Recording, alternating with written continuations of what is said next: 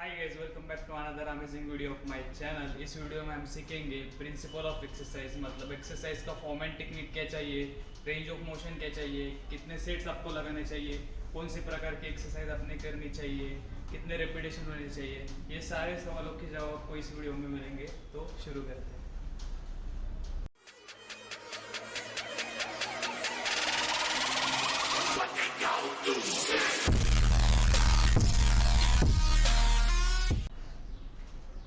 तो अभी हम सीखेंगे principle of exercise. Principal of exercise समझने से पहले हमें इंटेंसिटी क्या है ये समझना पड़ेगा। इंटेंसिटी मतलब अपने बॉडी जो पावर या फिर स्ट्रेंथ जनरेट करती है किसी भी चीज़ को, या फिर वेट को लिफ्ट करने के लिए, पुश करने के लिए, पुल करने के लिए, या फिर वेट को होल्ड करने के लिए, ये जो एफर्ट्स लगाते हैं उसको बोलते हैं इंटेंसिटी। अब इंटेंसिटी कैसे हम डिसाइड करें कि ये लो इंटेंसिटी वर्कआउट है या फिर हाई इंटेंसिटी वर्कआउट है। जो वर्कआउट जिसमें आपका हार्ट रेट बढ़ता है, बेसिकली हार्ट रेट भी एक इंटेंसिटी को मेजर करने का एक टूल है या फिर एक तरीका है। हार्ट रेट जब आपका बढ़ता है तो हमें पता चलता है कि बॉडी के ऊपर, मतलब मस्कुलर स्केलेटल और बॉडी के कार्डियोवैस्कुलर सिस्टम दोनों के ऊपर बहुत सारा लोड आता है, और उस वजह से हमारे बॉडी का हार्ट रेट बढ़ता है। तो हार्ट रेट बढ़ने की वजह से हमें पता चलेगा कि ये इंटेंसिटी ज्यादा है या नहीं का। तो हम कैसे डिसाइड कर सकते हैं कि इंटेंसिटी ज्यादा है या फिर कम है। तो मस्कुलर स्केलेटल के ऊपर जितना ज्यादा लोड आएगा उस वर्कआउट को उतने ज्यादा इंटेंसिटी वाला वर्कआउट बोला जाएगा। मतलब अगर आप 10 रेपिटेशन इजीली कर रहे हो तो वो लेस इंटेंसिटी वाला वर्कआउट है, और हाई इंटेंसिटी वाला वर्कआउट वो रहेगा जिसमें आपको ज्यादा एफर्ट्स लगाने पड़ेंगे, जैसे कि 2 रेप मैक्स, 1 रेप मैक्स, ऐसे एक्सरसाइज। नंबर ऑफ रेपिटेशन कम होने चाहिए, और वेट जो हम लिफ्ट कर रहे हैं या फिर इंटेंसिटी या फिर रेजिस्टेंस जो होता है एक्सरसाइज में वो ज्यादा से ज्यादा होना चाहिए इंटेंसिटी ऑफ वर्कआउट बढ़ाने के लिए। क्योंकि हमारा एम ऑफ वर्कआउट क्या है, तो एम ऑफ वर्कआउट हमारा रहेगा कि मस्कुलर फेलियर आए। दो प्रकार के फेलियर रहते हैं होगा। तो सबसे पहला है कार्डियोवैस्कुलर फेलियर, जिसमें हम थक जाते हैं, मतलब आप 2 या 3 रेपिटेशन और कर सकते हैं, हमारे मसल्स में स्ट्रेंथ है पर हमारी कार्डियोवैस्कुलर सिस्टम थक गई है, मतलब आपकी सांस फूल गई है, या फिर आप ब्रीथलेस हो गए हो, आपको थकान महसूस हो रही है, सिर्फ कार्डियोवैस्कुलर मतलब हार्ट बीट की वजह से आपने वर्कआउट रोक दिया, उसको बोलते हैं कार्डियोवैस्कुलर फेलियर। और मस्कुलर फेलियर क्या है, मतलब आपने 10 रेपिटेशन लगाए या फिर 5 रेपिटेशन लगाए और आपको वेट लिफ्ट नहीं हो रहा है और आपका फॉर्म गलत हो रहा है, आप ब्रीथलेस नहीं हो रहे हो, आपके बॉडी का कार्डियोवैस्कुलर फेलियर, या फिर आपको रेस्टलेस नहीं फील हो रहा है या फिर ब्रीथलेस नहीं फील हो रहा है, आपको वेट लिफ्ट करने में मसल में दिक्कत हो रही है, मतलब उसकी स्ट्रेंथ खत्म हो गई। तो ये हमारा एम होना चाहिए कि मस्कुलर फेलियर आए और कार्डियोवैस्कुलर फेलियर ना आए। तो यही मिसकंसेप्शन रहता है हर किसी के मन में या फिर बहुत सारे लोगों के मन में, हमें स्वेटिंग होगा तो ये हाई इंटेंसिटी वाला वर्कआउट है, या फिर हमें ब्रीथलेस होगा, सांस फूल जाती है, बहुत 1 घंटा 2 घंटा वो ट्रेडमिल पे भागते तो वो ज्यादा इंटेंसिटी वाला वर्कआउट हो गया। तो ऐसा नहीं है।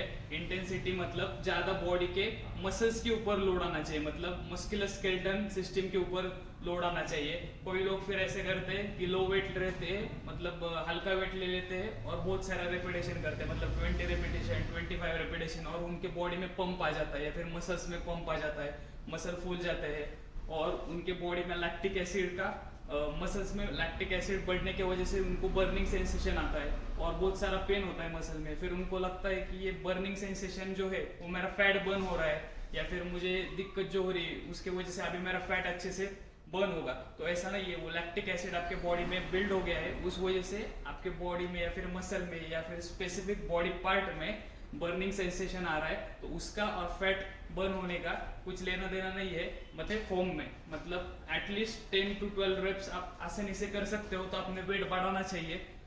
मेरा तो मानना ऐसा रहेगा कि 5 to 7 रेप्स अगर आपके इजीली अच्छे फॉर्म में जा रहे हैं तो अपने वेट बढ़ाना चाहिए, और maximum try to train on 3 to 5 reps maximum. बस उससे ज़्यादा अगर रिपीटेशन जा रहे तो आप वेट बढ़ा लो, बॉडी की वर्कआउट की इंटेंसिटी भी बढ़ जाएगी, बॉडी की स्ट्रेंथ भी बढ़ जाएगी, बीएमआर भी बढ़ जाएगा और फैट लॉस भी हो जाएगा। तो सबसे पहला प्रिंसिपल है वर्कआउट का या फिर एक्सरसाइज का, law of motor unit utilization by central nervous system. अभी इसको मैं टेक्निकली नहीं बताऊंगा, बहुत बड़ा टेक्निकल भी है और बहुत लंबा लेंदी हो जाएगा टॉपिक। तो सिंपल में चीज आपको बताऊंगा कि समझ लो, अगर आपकी सेंट्रल नर्वस सिस्टम में हमें हर किसी को पता है कि वो बनी है ब्रेन, स्पाइनल कॉर्ड, और वो क्या करती है, हमारे ब्रेन से मसल को सिग्नल सेंड करती है। मतलब समझ लो मुझे अगर वेट लिफ्ट करना है तो ब्रेन सिग्नल सेंड करेगा राइट हैंड को वेट लिफ्ट करने के लिए या फिर लेफ्ट हैंड को वेट लिफ्ट करने के लिए, जो भी रहेगा उस हिसाब से। तो जब हम वर्कआउट करते हैं तो सेंट्रल नर्वस सिस्टम जो मोटर फायरिंग यूनिट है, अभी आपको अगर आप वर्कआउट कर रहे हो तो बहुत सारे लोगों को ये दिक्कत होगी कि समझ लो अगर राइट ही हो तो राइट साइड से आपको वेट जल्दी से लिफ्ट होता है, लेफ्ट साइड से वेट धीरे से लिफ्ट होता है। मतलब राइट साइड में इजी जाता है, लेफ्ट साइड में वो हार्ड जाता है। क्यों? क्योंकि यहाँ की मोटर फायरिंग यूनिट जो है वो फास्ट होती है राइट साइड में, क्योंकि हम ट्रेन है एक ही हाथ से या फिर एक ही साइड से ज़्यादा काम करने के लिए। तो हमें राइट साइड में स्ट्रेंथ या फिर स्पीड दोनों भी चीज़ ज़्यादा मिलेगी। तो राइट साइड को या फिर राइट बॉडी पार्ट्स को वर्कआउट करने के लिए या फिर उनको एफर्ट लेवल कम लगती है, मतलब इजी लगता है वर्कआउट, और लेफ्ट साइड में बहुत दिक्कत होती है। तो वही यही प्रिंसिपल के ऊपर बेस्ड है कि एक साइड की मोटर फायरिंग यूनिट्स आपकी फास्ट रहेगी और दूसरे साइड की स्लो रहेगी। बहुत तो हमारा सेकंड प्रिंसिपल है कॉन्ट्रैक्शन और टाइप्स ऑफ कॉन्ट्रैक्शन। तो कॉन्ट्रैक्शन मतलब क्या, अगर समझ लो बाइसेप्स का मसल है तो मसल की लेंथ जब शॉर्टन होती है कोई भी एफर्ट लगाने के लिए, अगर वो लेंथ शॉर्टन होती है तो उसको बोलते हैं कॉन्ट्रैक्शन।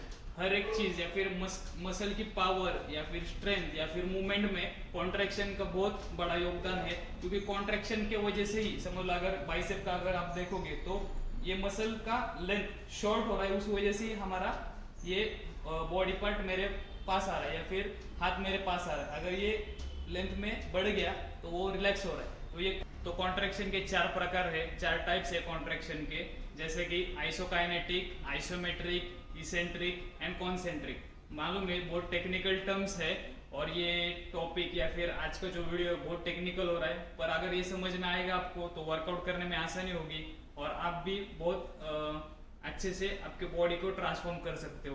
तो सबसे पहले हम देखेंगे कॉन्सेंट्रिक कॉन्ट्रैक्शन। कॉन्सेंट्रिक बहुत इजी है समझने के लिए। समझ लो अगर लाइन ऑफ ग्रेविटी भी मैं आपको यहीं पे बता देता हूँ। समझ लो अगर यहाँ से मैंने वेट को छोड़ दिया तो वो नीचे जाएगा, लाइन ऑफ ग्रेविटी नीचे की ओर है स्ट्रेट लाइन में, ठीक है।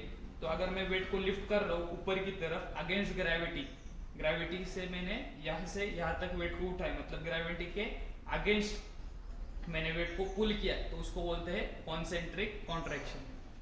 अभी हम देखेंगे इसेंट्रिक कॉन्ट्रैक्शन क्या है। इसेंट्रिक कॉन्ट्रैक्शन उसके अपोजिट है, कॉन्सेंट्रिक के अपोजिट। कॉन्सेंट्रिक में क्या था कि वेट को हमने नीचे से ऊपर मतलब ग्रेविटी के अगेंस्ट पुल किया था, तो यहाँ पे ग्रेविटी के और वेट चला जाएगा। इसेंट्रिक मतलब समझ लो यहाँ पे वेट है तो यहाँ से वो नीचे चला जाएगा, इसको बोलते हैं इसेंट्रिक कॉन्ट्रैक्शन। तो अभी हम सीखेंगे आइसोमेट्रिक कॉन्ट्रैक्शन क्या रहता है। ये बहुत टेक्निकल टर्म्स है सुनने के लिए, पर समझने के लिए बहुत इजी है। जैसे हमने पहले दो सीखे हैं, सबसे पहले क्या था कॉन्सेंट्रिक था जिसमें वेट हमने ग्रेविटी के अपोजिट साइड में पुल किया था। दूसरा था इसेंट्रिक जिसमें ग्रेविटी की और वेट चला गया था।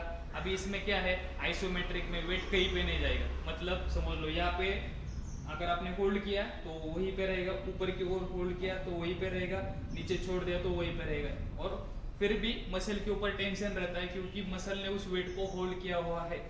तो इस टाइप ऑफ कॉन्ट्रैक्शन को बोलते हैं आइसोमेट्रिक कॉन्ट्रैक्शन। तो अभी हम सीखेंगे आइसोकाइनेटिक कॉन्ट्रैक्शन क्या रहता है। तो आइसोकाइनेटिक कॉन्ट्रैक्शन मतलब समझ लो मैंने नीचे से ऊपर तक वेट लिफ्ट किया, अभी मसल के ऊपर टेंशन है, ठीक है। अभी मुझे ये वेट नीचे लेके जाना है तो ऐसे छोड़ दूंगा, ऐसे हम छोड़ नहीं सकते, मतलब हेवी वेट रहेगा तो छोड़ोगे तो 100% आपको इंजरी होनी ही है। तो अगर आपने वेट को ऊपर की ओर खींच लिया है यहाँ पे डंबल्स को, और यहाँ से अभी आप वेट को नीचे छोड़ रहे हो, तो कॉन्ट्रैक्शन करते वक्त तो मसल के ऊपर टेंशन है और छोड़ते वक्त भी मसल के ऊपर टेंशन रहेगा, तो ही आप धीरे से वेट को नीचे लेके जाओगे। इसीलिए बोलते हैं जब आप वर्कआउट कर रहे हो तो मसल के ऊपर 100% कॉन्ट्रैक्शन या फिर कंट्रोल आपका रहना चाहिए। तो अभी हम सीखेंगे थर्ड प्रिंसिपल ऑफ एक्सरसाइज, जहाँ पे कॉन्सेंट्रिक और इसेंट्रिक खत्म होते हैं फिर एक्सचेंज होते हैं। समझ लो अभी मैं शोल्डर प्रेस एक्सरसाइज परफॉर्म कर रहा हूँ, तो यहाँ से अगर मैं पुश कर रहा हूँ ये क्या हो गया, ये हो गया कॉन्सेंट्रिक, मतलब एक्सरसाइज में हमने वेट को अगेंस्ट ग्रेविटी को पुश किया, तो ये क्या हो गया, ये हो गया कॉन्सेंट्रिक। अभी कॉन्सेंट्रिक हो गया, यहाँ पे वर्कआउट खत्म हो गया, तो हम यहाँ पे वेट छोड़ देंगे क्या, तो उसको नीचे भी लेके आना है। तो नीचे लेके आते वक्त हमें स्लोली वेट को नीचे लेके आना है, ठीक है। इसको बोलते हैं इसेंट्रिक। इसेंट्रिक भी कॉन्ट्रैक्शन मसल के ऊपर रहना चाहिए जैसे मैंने आपको बताया। और कॉन्सेंट्रिक भी होना चाहिए। अभी आप देखो, अगर मैंने कॉन्ट्रैक्शन अच्छे से, मसल के ऊपर कॉन्ट्रैक्शन है, मेरा कंट्रोल है, तो ऊपर जाते वक्त ये हो गया कॉन्सेंट्रिक मूवमेंट और मसल के ऊपर टेंशन है। और भी इसेंट्रिक पे मैं छोड़ नहीं सकता हूँ, छोड़ोगे तो 100% इंजुरी। समझ में आ रहा है? तो इंजुरी नहीं होनी चाहिए, इसलिए क्या करेंगे हम, कॉन्सेंट्रिक मतलब अगेंस्ट ग्रेविटी हम एक्सप्लोसिवली पुश करेंगे, पूरी ताकत के साथ पुश करेंगे और नीचे वेट लाते वक्त स्लोली नीचे लेके आएंगे।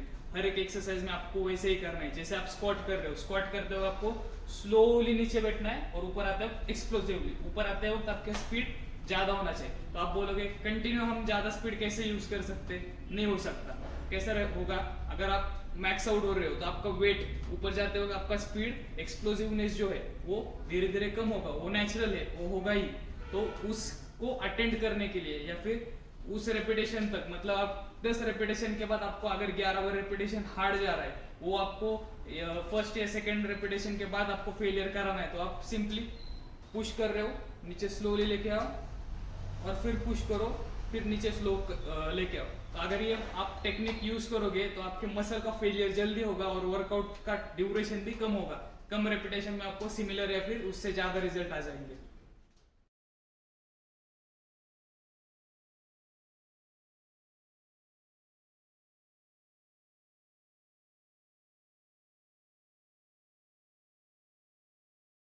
हाय friends, welcome to my YouTube channel.